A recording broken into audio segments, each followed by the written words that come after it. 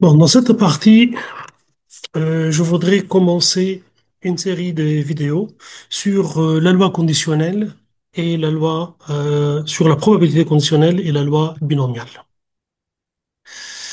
Donc, définition, je vais commencer par succession des épreuves indépendantes. Définition, lorsqu'une expérience aléatoire se compose d'une succession de n épreuves indépendantes, E1, E2, E3, En sont les n épreuves.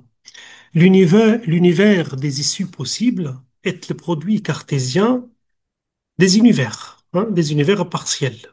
Oméga 1, croix oméga 2, croix, etc., croix oméga n. Imaginez par exemple que j'ai le preuve E1, lancement d'une pièce de monnaie, ce qui fait que oméga 1 va être soit pile, soit face, et l'événement 2, indépendant de l'événement 1, aussi lancement d'une autre pièce de monnaie. Donc, je vais avoir soit pile, soit face. Donc, l'expérience aléatoire qui consiste à lancer une pièce après une autre, ça va me donner un univers oméga 1 croix oméga 2, de sorte que je peux obtenir soit pile pile, soit pile face, soit face pile, soit face face. C'est exactement oméga 1 croix oméga 2. C'est le produit cartésien des oméga.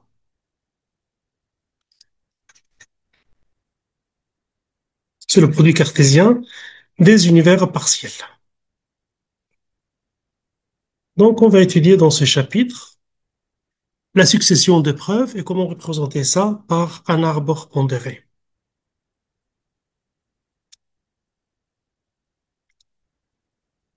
Donc, une issue de la succession de preuves, hein, une issue de la succession de preuves est donc un n uplet, I1, I2, I3, etc., In, avec IP, c'est une issue de EP. Hein, c'est-à-dire, je fais le lancement de deux pièces de monnaie.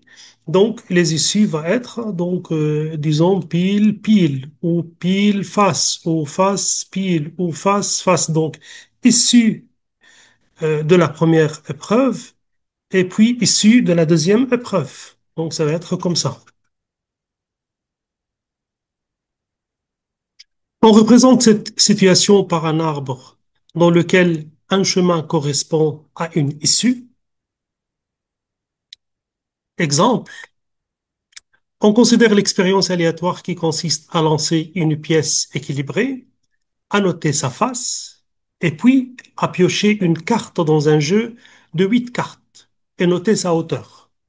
Donc les deux épreuves sont indépendantes, hein. Donc le choix de la pièce, le choix de la pièce, je veux dire le choix de la face de la pièce obtenue, n'influence en aucun cas la hauteur de la carte qui va être choisie. Donc, l'univers de la première épreuve, ça va être soit pile, soit face, et l'univers de la seconde épreuve va être bah, la hauteur de la carte, 7, 8 jusqu'à As. Donc, comme vous voyez, j'ai un univers à deux issues, un univers à huit issues. Donc, l'univers de l'épreuve qui consiste à faire la première et puis la deuxième épreuve, c'est-à-dire l'épreuve de la pièce de monnaie suivie de l'épreuve de tirage d'une carte, ça, c'est aussi une preuve aléatoire. Hein. Ça aussi, c'est une preuve aléatoire et qui va avoir 16 issues. Hein. C'est le produit de c'est le produit des cardinaux de deux issues, de deux univers. C'est-à-dire 2 fois 8 égale 16. Donc, je vais avoir 2 fois 8, donc je vais avoir, voilà, exactement 16 issues possibles. Donc, les deux épreuves sont indépendantes l'une de l'autre car les résultats de la hauteur de la carte ne dépendent pas de la face obtenue de la pièce, comme je disais. L'univers oméga de la succession de deux expériences précédentes est le produit cartésien des univers, des expériences, c'est-à-dire c'est pile 7, pile 8, pile, etc. jusqu'à As, ou bien face 7, face 8, face 9, etc., face As. qu'on représente selon, hein, par cet arbre-là. On dit, je vais obtenir par la première épreuve soit pile, soit face. Si je pile, soit je vais avoir 7, soit 8, donc je pioche une carte, soit je vais avoir As.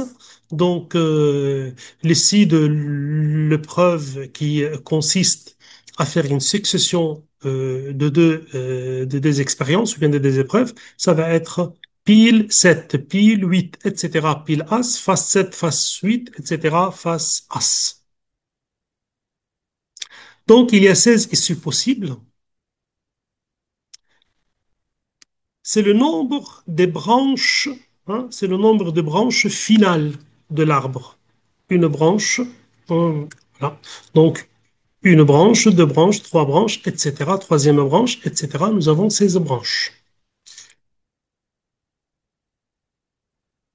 Donc, lors d'une succession d'une épreuve indépendante, la probabilité d'une issue, I1 jusqu'à IN, où chaque IU est une issue de l'épreuve EI, est égal au produit des probabilités de chacune des issues de NUPLAY.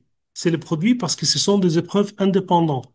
Exemple, on lance un dé tétraédrique équilibré, c'est-à-dire à quatre faces équilibrées, donc la probabilité de chaque face c'est un quart, dont les quatre sommets sont numérotés de 1 jusqu'à 4. L'univers de cette expérience, c'est 1, 2 jusqu'à 4. La probabilité de chaque face, c'est un quart. Puis, on tire au hasard un jeton d'un sac contenant un jeton A et deux jetons B. Donc, nous avons trois jetons. La probabilité d'obtenir A, c'est un tiers. La probabilité d'obtenir B, c'est deux tiers. L'univers de cette expérience, c'est AB. Donc, l'expérience qui consiste à faire la première épreuve puis la deuxième épreuve va avoir combien? Va avoir 8 issues. Donc, soit je vais avoir un avec A, soit un avec B, soit 2 avec A, 2 avec B, etc. Quatre a 4 b. Donc voici la loi des probabilités de chacune de ces épreuves. Donc pour la première épreuve, on a 1 jusqu'à 4. La probabilité de chaque face, c'est un quart. Pour la deuxième, c'est un tiers, deux tiers, parce que il y a un jeton A et deux jetons B. La succession de deux épreuves indépendantes a pour univers le produit oméga 1 croix oméga 2. On représente cela par cet arbre. Donc, si j'obtiens 1 dans la deuxième épreuve, soit j'obtiens A, soit j'obtiens B.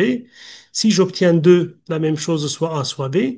Et l'issue de l'expérience qui consiste à faire la succession de deux épreuves va être 1A, 1B, 2A, 2B, 3A, 3B, 4A, 4B. Et là, lorsque vous cherchez la probabilité de 1A, ça, c'est la probabilité d'obtenir 1 et d'obtenir A dans la deuxième. C'est une sorte d'intersection. Comme les deux épreuves sont indépendantes, donc c'est la probabilité d'obtenir A dans la première expérience fois la probabilité d'obtenir A dans la deuxième expérience, hein. Donc la probabilité de l'intersection, obtenir 1 EA, c'est une intersection 1 EA, intersection. Puisque c'est indépendant, ça devient produit. C'est la probabilité d'obtenir A fois probabilité d'obtenir A. Je vais vous dire quelque chose pour les arbres, hein. Il faut comprendre que cette branche-là, c'est la probabilité d'obtenir A. Il faut comprendre que cette branche-là, toujours, c'est la probabilité d'obtenir A, sachant qu'on avait obtenu 1 à la première épreuve, hein. Donc ça, c'est la probabilité conditionnelle. Et ceci, c'est la probabilité de 1 inter A sur la probabilité d'obtenir 1. Ce qui fait que lorsque vous faites le produit de ces deux arêtes, cette arête fois cette arête, probabilité de A sachant 1 fois probabilité de 1, vous aurez obtenu quoi? La probabilité de l'intersection. Donc c'est pour cela la probabilité de 1A, c'est un tiers fois un quart. C'est 1 sur 12, hein. Donc c'est un tiers fois un quart, c'est 1 sur 12. Donc retenez que cette branche, c'est la probabilité conditionnelle de A sachant 1, et le produit de probabilité de deux arêtes, c'est la probabilité de l'intersection.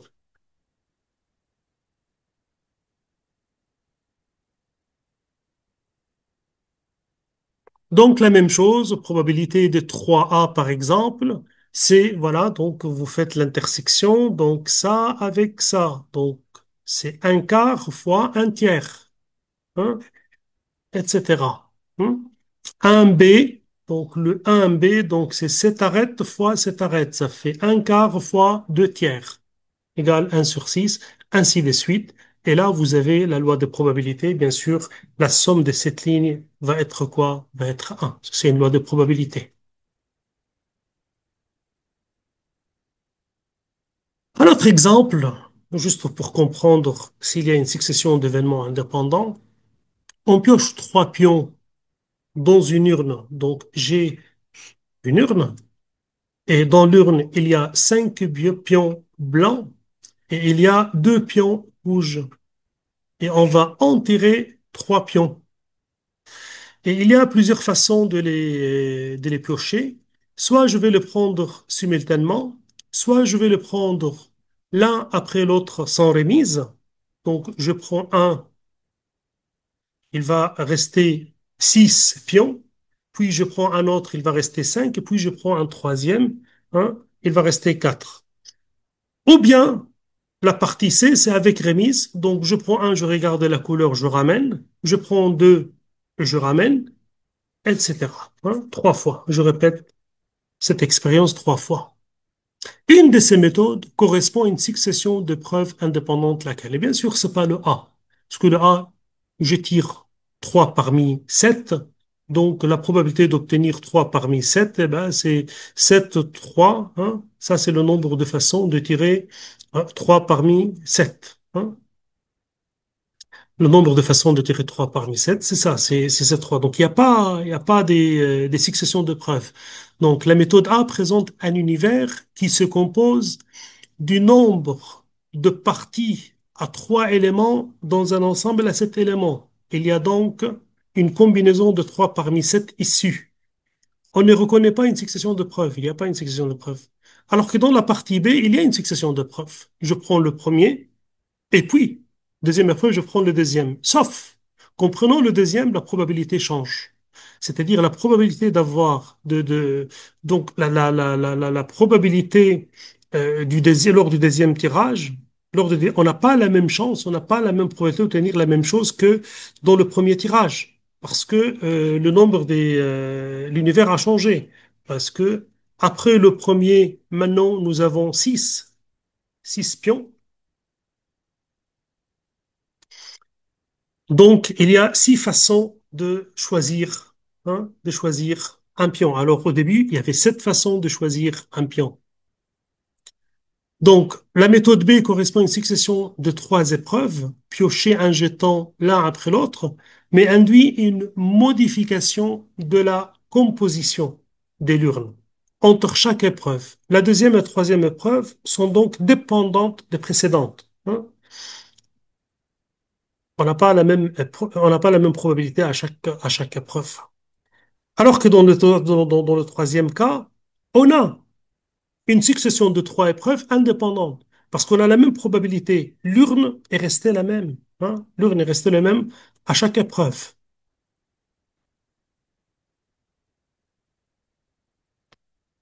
Exemple, à bord d'un bateau de longue traversée, le cuisinier pioche pour chaque repas au hasard dans le placard des féculents qui contient 200 sacs de riz, c'est l'événement R, 300 sacs, hein, de pâtes, donc on a soit R, soit R bar. Ici, on a 200, ici, on a 300. Et puis, au hasard dans le placard des protéines où on va avoir deux taux avec 300 boîtes. On va avoir des veaux, hein, de la viande de veau avec 200 boîtes et on va avoir aussi de la viande de bœuf avec 100 boîtes. À l'aide du produit cartésien, listez les différents menus que le cuisinier peut proposer. Donc, vous avez oméga 1, courroie oméga 2. Oméga 1, c'est le R bar. Et oméga 2, c'est les TVP, TVB.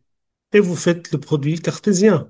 oméga 1 croît. Donc, soit on va avoir riz thon, soit on va avoir riz veau, soit on va avoir riz bœuf, la même chose, soit thon, soit, je vais dire, pâte thon, etc. et pâte donc herbare bœuf. Donc, le choix d'un menu repose sur la succession de deux épreuves indépendantes, car le choix se fait au hasard dans les deux placards. La première épreuve a pour univers oméga 1 égale R bar, la deuxième a pour univers T, V, B, donc les différents menus sont donc regroupés dans l'ensemble oméga 1 croix oméga 2. Hein. Donc c'est l'ensemble des couples, hein, c'est les issues qu'on a, c'est 2 fois 3, donc 6 issues possibles. Et puis donner la probabilité de chacun des menus après avoir dressé un arbre. L'arbre nous facilite les choses. Hein. Si vous faites l'arbre, donc riz, il y a 2 sur 5 parce que nous avons 200 sacs de riz, 300 sacs de pâtes. Donc globalement, nous avons dans cette armoire, dans ce placard, nous avons 500 boîtes. Hein. Donc ça fait 200 sur 500, donc 2 sur 5, 3 sur 5 pâtes. La même chose, thon, viande de bœuf. Donc, il y a 300 boîtes de thon parmi 600 boîtes. Il y a 200 boîtes de vent parmi 600. Il y a 100 boîtes de bœuf parmi 600. Et les issues possibles CRT, ça fait le produit hein, de ces deux probabilités. Hein. C'est l'intersection. C'est RET, REV, REB. C'est l'intersection. Puisque les épreuves sont indépendantes, donc la probabilité de l'intersection, c'est le produit de probabilité.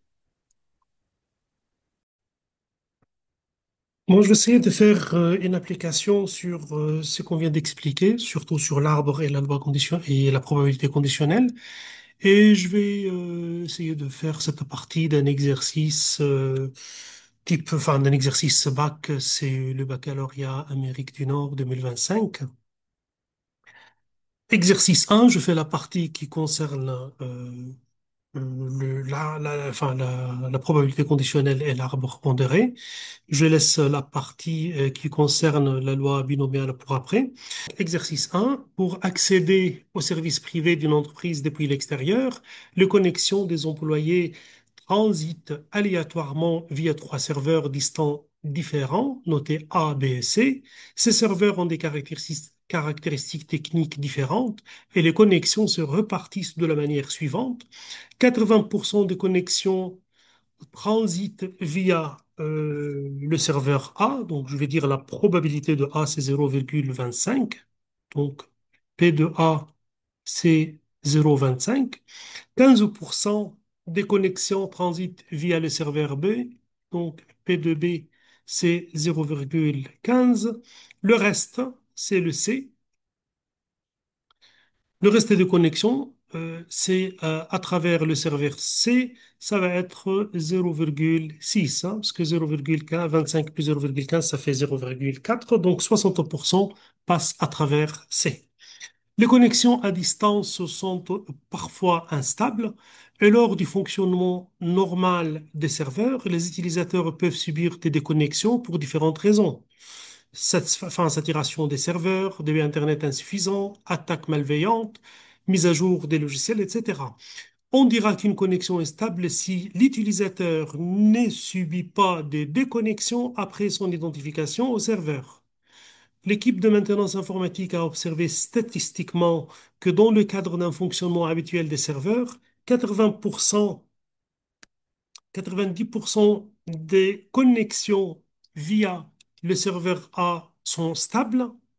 Donc, sachant que je suis, ça, il faut savoir traduire, hein, sachant que je suis sur le serveur A, la probabilité que ça reste stable, c'est 0,9. Sachant que je suis connecté via le serveur B, la probabilité que ça reste stable, c'est 0,8. Et sachant que je suis connecté euh, à travers le serveur C, via le serveur C, la probabilité que ça reste stable, c'est 85%. Donc c'est comme ça que je traduise la probabilité. Les parties A et B sont indépendantes, sachant que B, ça concerne la loi binomiale que je vais traiter plus tard dans une vidéo après celle-là. Donc, je vais faire que la partie A. On s'intéresse au hasard, à l'état d'une connexion effectuée par un employé à l'entreprise. On considère les événements suivants, donc A, B, C, comme on a dit, S, c'est stable, S bar, C n'est pas stable, c'est le contraire de stable. Recopier et compléter, ben, la probabilité que la connexion se passe à travers A, on a dit c'est 0,25, donc 0,15, donc 0,25. 0,15, ça fait 0,40 et là, ça fait 0,6, ça fait 60%. Et ça, c'est la probabilité conditionnelle. Ça, c'est la probabilité de S sachant A. La probabilité de S sachant A, je viens de l'écrire ici. P de S sachant A, c'est 0,90. Du coup, la probabilité de S bar sachant A, ça va être 0,1. C'est le complémentaire. La probabilité de S sachant B, c'est 0,8. Donc S bar sachant B, c'est 0,2. C'est le complémentaire. Et puis S sachant C, c'est 85%. Donc le S bar, c'est 0,15.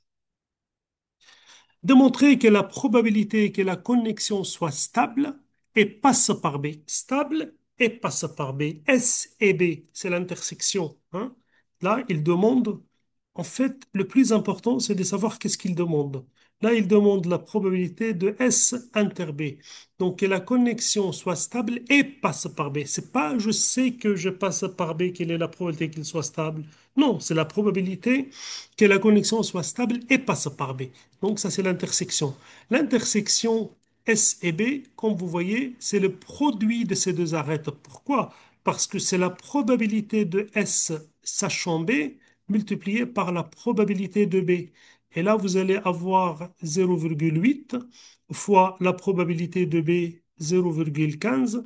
Donc, je fais la multiplication avec ma calculatrice, 0,15 fois 0,8, j'obtiens 0,12, c'est qu'il faut montrer, égale 0,12.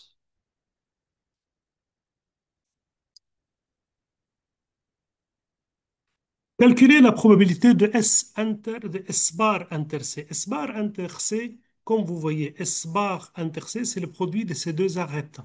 Donc, c'est la probabilité de S bar sachant C.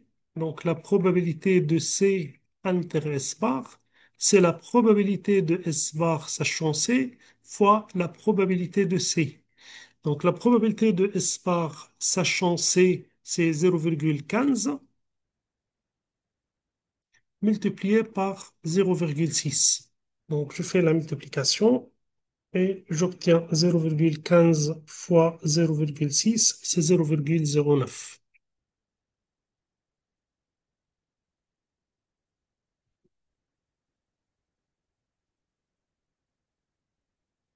Démontrer que la probabilité de S égale telle, c'est quoi la probabilité de S? La probabilité de S, c'est ou bien S V stable à travers A. C'est une addition parce que les événements que je vais prendre sont des événements disjoints, c'est-à-dire l'intersection des A2 va être vide. On ne peut pas se connecter à travers le serveur A et en même temps à travers le serveur B. Soit A, soit B. Donc c'est soit S inter A, soit S inter B, soit S inter C. Et c'est un soit exclusif. Ça ne peut pas être hein, les deux. Donc soit A, soit B, soit C.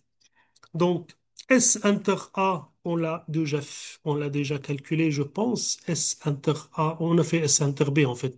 S inter A, comme vous voyez, c'est le produit des deux arêtes. Hein, c'est 0,9 fois 0,25. Donc, c'est 0,9, c'est 0,9, 0,25